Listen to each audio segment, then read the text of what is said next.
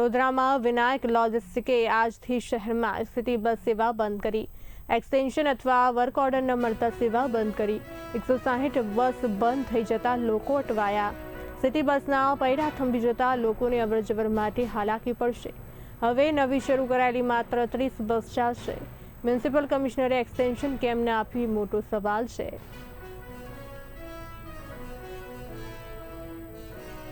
બસ તરફથી આજથી city bus સેવા બંધ કરવામાં આવેલ છે.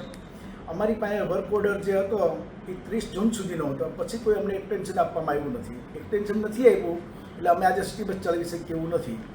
આની અગાઉ પણ અનેકવાર અમે રજૂઆત કરેલી કે ભાઈ અમારે એક્સટેન્શન નથી જોતું, તો પણ અમને આપતા હતા અને અમે સિટી બસ ચલાવતા હતા. હવે કાલે છેલ્લો દિવસ હતો એટલે કાલે અમે સિટી બસ સેવા કંઈ એક્સટેન્શન નથી આવ્યું એટલે આજે અમે બંધ કરેલી છે. કેમ કે એક્સટેન્શન વગર અમે સિટી બસ સેવા ચલાવી ન શકીએ.